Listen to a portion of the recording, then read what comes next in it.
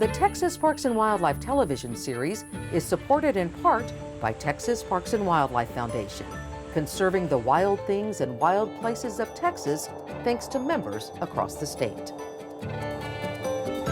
Additional funding provided by the Toyota Tundra. Your local Toyota dealers are proud to support outdoor recreation and conservation in Texas. Adventure, it's what we share.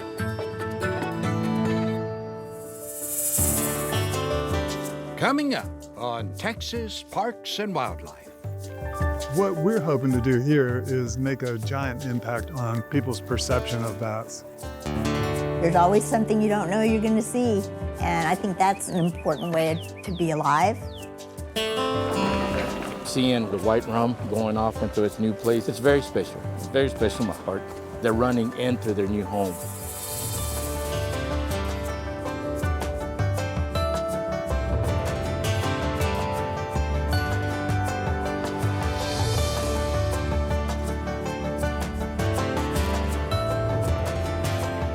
Texas Parks and Wildlife, a television series for all outdoors.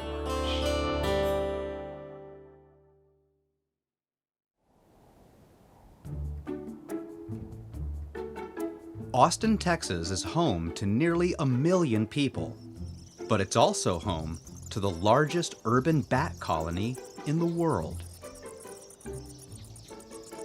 1.5 million Mexican free-tailed bats live right here underneath South Congress Avenue. They attract a lot of admirers,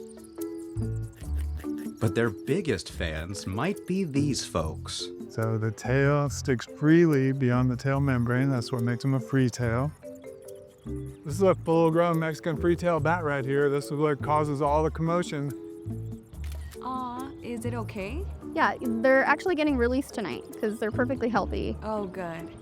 We get a lot of bats that are injured or still missing their mama, so they need to drink milk still. But this little girl is good and ready to take off. Oh, wow. It's so cute. Right? They're super cute. Surprisingly adorable. There is a lot of negative stigma around them, but they are just so cute and sweet. We love the Mexican free-tailed bats. They are amazing. They're the iconic bat of Central Texas and Austin, right here in the heart of the city.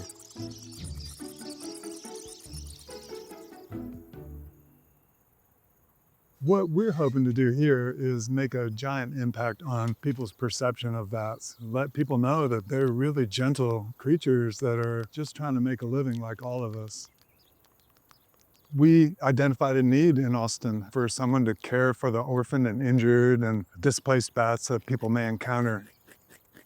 They're fascinating and they're misunderstood, and we love having the opportunity to set the record straight, to let people know they're highly beneficial, completely harmless if simply left alone.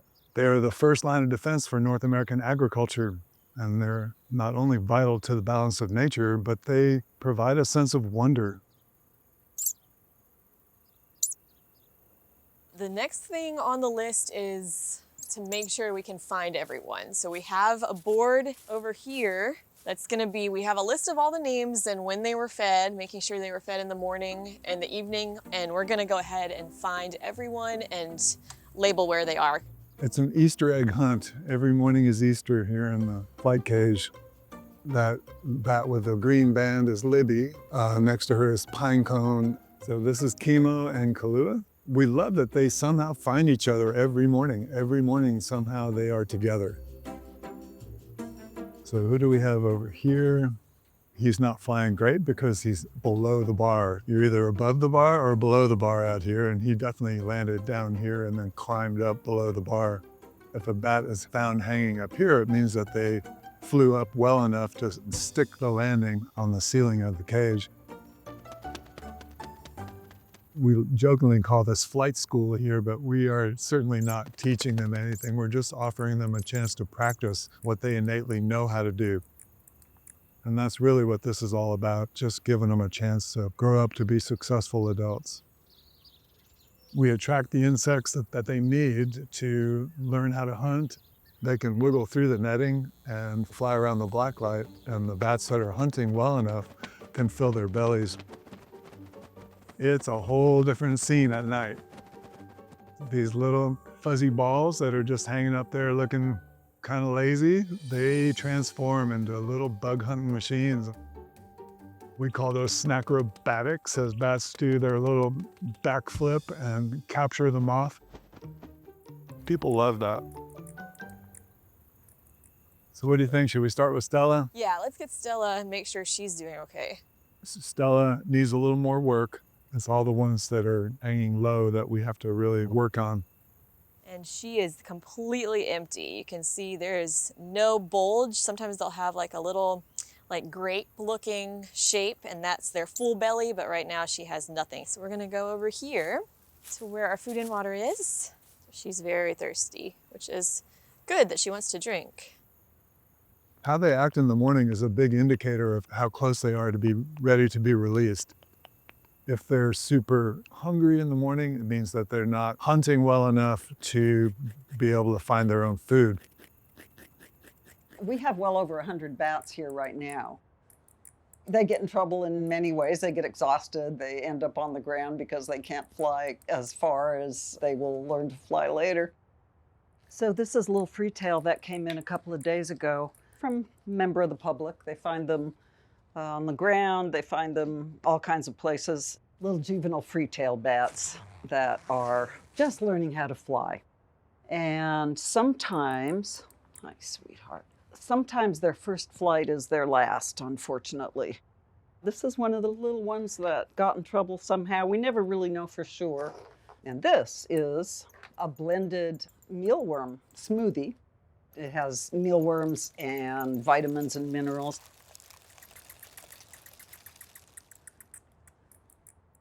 We do get in, over the course of a year, 350 or more. So they're coming in all year long. You know, we may have 120 or something right now, but they're going to keep coming in for the rest of the year, and some of them have to be fed every 3 or 4 hours. We got a look earlier at what Stella's belly looked like before she was fed, and then you can see here, she's got a nice full belly of worms. You can see it's kind of a little grape. We feel real lucky to be able to rehab them and take care of them, get them back out to the wild whenever they're ready. That's one of the great joys that we have, is being able to release a bat that was in serious trouble and give them that second chance, get them back out to the wild. I feel real lucky to be able to do that. Every year, thousands of people wait and watch as the world's largest urban bat colony takes flight, some for the very first time. The idea of there being 1.5 million bats in that bridge, that creates a sense of wonder and awe right there. And they spend the winter in Mexico, they come back for South by Southwest, have a big party at the bridge for the whole month of March. They soon become adapted to the Austin life cycle and become slacker bats and don't come out until after dark when it's safe. So the best time to come see the bats will be in August, September, even into October. All right, little Rico. Happy life, little buddy. There you go. Look. Good boy. Good boy. Woohoo! Yeah, that was a good one. Stretch those wings, little girl. Woohoo! Oh my Yay! gosh, that was so Rebecca. awesome. Nice job. Yay!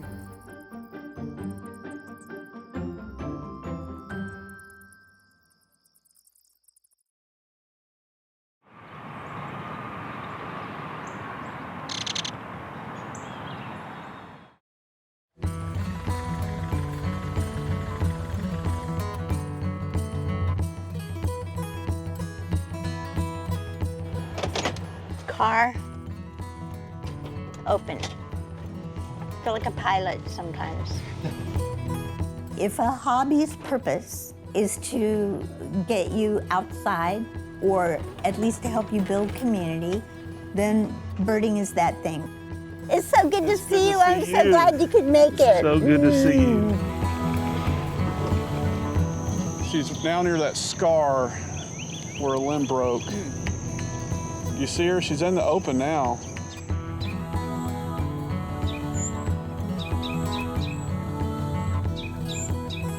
Woodpecker. Yeah.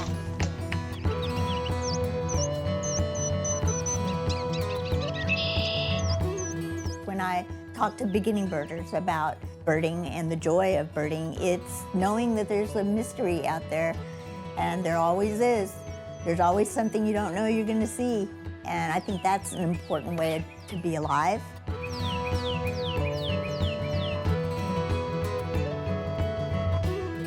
It was very much a family that was observant, aware, and interested in knowing about nature.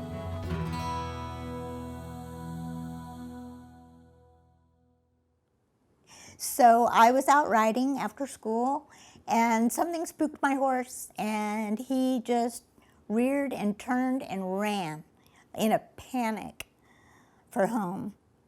And then he ran into guide wires, and that stopped him. And I fell off and broke my back and punctured a lung, and for so long I was inside the hospital.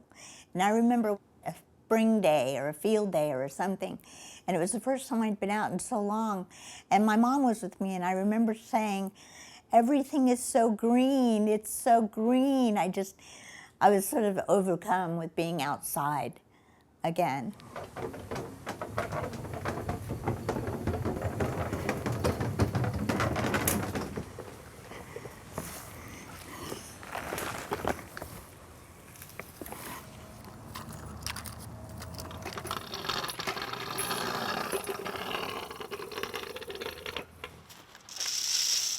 So anyway, I became a member of Travis Audubon, took all of their classes several times each. I was completely intrigued with it from the beginning and became that obnoxious person in the back asking all these questions. Like, yeah, you in the back. On to the next. Oh. And those field trip leaders took me everywhere, and they definitely let me find my own way in nature. It was just such a wonderful place for me to land. Virginia Rose, who has been using a manual wheelchair for more than 40 years, knows how difficult it can be to enjoy nature as a disabled person. With her organization, Birdability, Rose finds ways to increase access to nature for people of all abilities and to help others find community.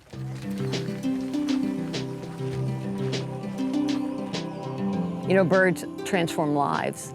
And so now she has created this organization that is in a position to transform lives. Certainly she's made a difference, and not just at the local level, it's exploded nationally. As soon as Birdability rolled out, Birdability attracted interest from all over the country. And people started pinning places all over the country. There are over 1,700 sites on the U.S. map alone. Putting in accessibility features, what to expect, what the trails are like, what the grade's like, if there's restrooms. So that's a great resource that she was instrumental in creating. We go back this way? I think so. Well, I know we're going to the picnic tables, but... I think it's shorter. I mean... You think it's shorter? For me, yeah. Okay, good. I want to do that. My dad taught me, a good leader always asks someone else which way is the way to go.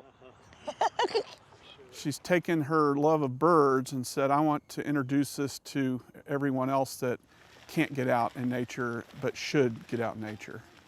I think first and foremost, it got me outside again. And then the second thing that it did is give me some physical and mental challenges. Physical in that I was putting myself in situations whether I don't know if I can do this or not, but my MO always is just go and see. Just see.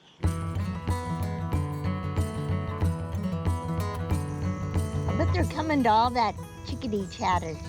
Any other birder with a disability in Austin and beyond who, was inspired by Virginia to, push ourselves out of our comfort zones, go outside, enjoy nature, enjoy birds, and learn. All of us are a reflection of her legacy. The butterfly that I'm looking at has those eyes on it. I think mainly it's good for me to be outside. I think we all know the healing properties of nature and all these amazing sounds. And I was just sitting there thinking, oh my gosh, I am the happiest I have ever been right now.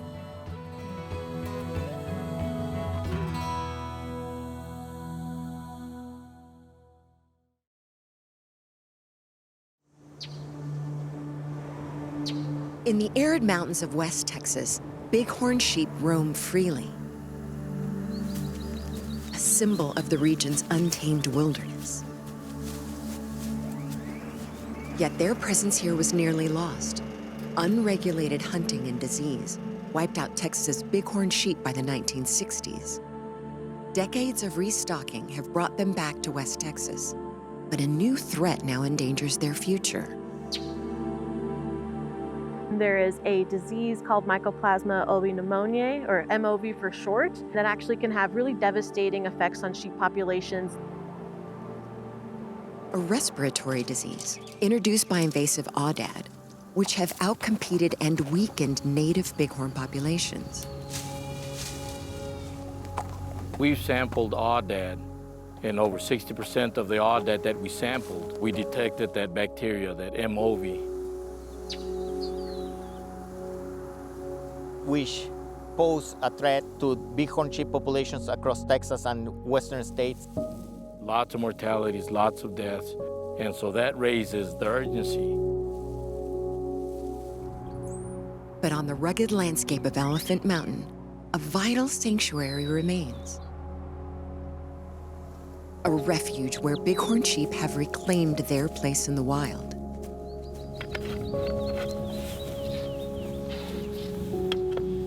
Now, a massive effort is underway to restore them to more of their historic range.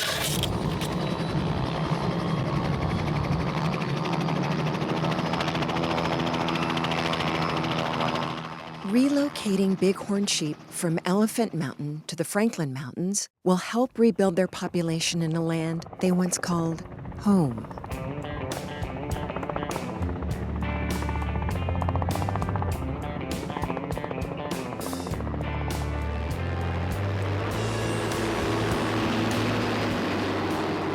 Land your nose, 1 o'clock, 100 yards out. Watch the downhill. Yep, I see it. Come on, sweetheart, turn. Where you at? There's lots of dangers involved with this type of work because it's hovering, low ground, they're just maneuvering back and forth. Ready, coming across. Good one. This will be good. Get her going back uphill. I got you. I got you. Good shot. It's a great method. It's one of the most effective ones to capture bighorns. There you go. You got it, buddy. How you making it, Monty? I'm doing good. It's a little steep, but I'm almost done. Clutch ready to go.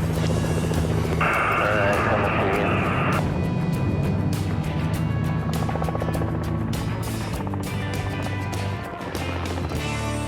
Suspended beneath the helicopter, the sheep glide over the landscape, carried swiftly to the drop zone.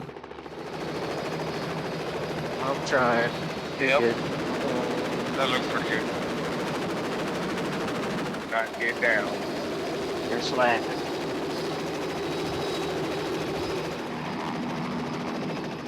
We've got the animal handlers to go pick them up and bring them to the processing stations where we'll take tissue samples and put collars on them. At the processing station, a team works quickly to assess the sheep's health. Right there. It's going well. We've got 4 animals here. People are starting to get in a rhythm of it. Can you hold that head up a little bit straighter here? The core of everything is disease sampling. We're doing nose swabs, we're doing some blood collection. Just do another. 130 ml syringe is fine.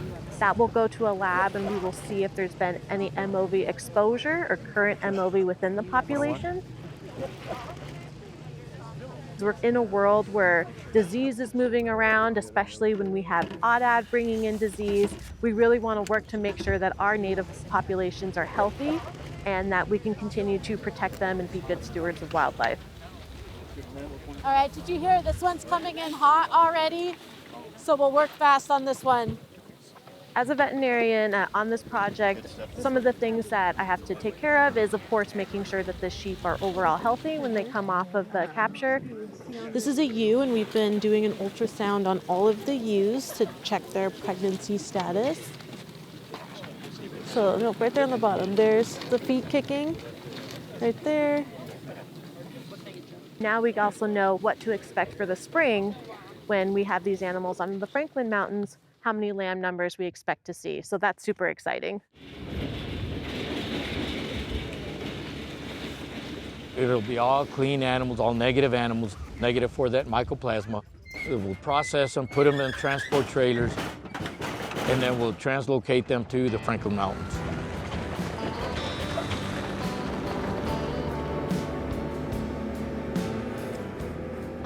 Drive is one I like. It's a beautiful winding road in the heart of the Big Bend. 6 total trailers going over there. It's a convoy and it's a sight to see.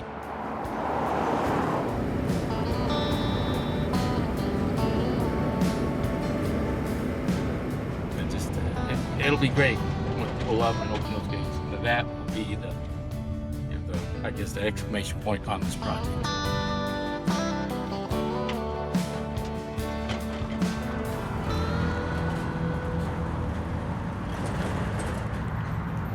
Thanks to its geographic features, the Franklin Mountains provide a strategic advantage for this new herd of bighorn. It's kind of isolated and there's no exotic sheep in this area like the aoudad. That's so cool. This is very exciting. Big turnout from the community. Everybody excited, everybody happy seeing these animals being released here. They're coming back into what once was their home.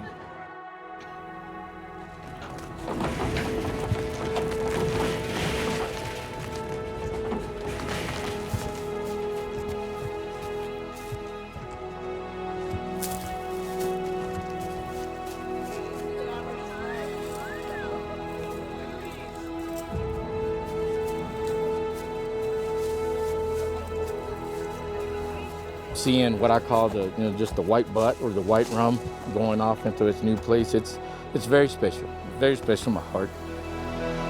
They're running into their new home.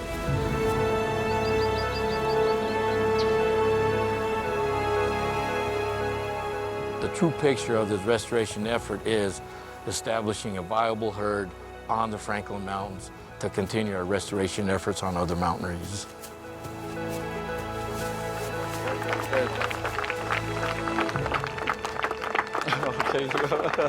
Well, yeah, it's been challenging. This is just the beginning of a wonderful, wonderful effort.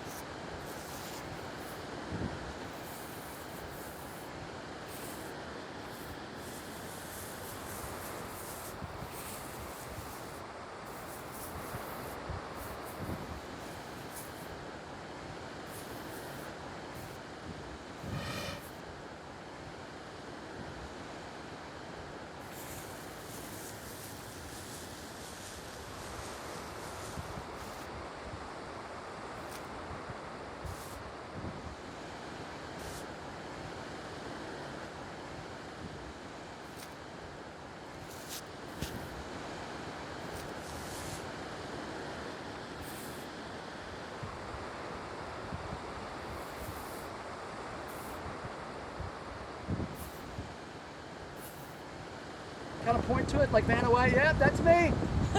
Hey!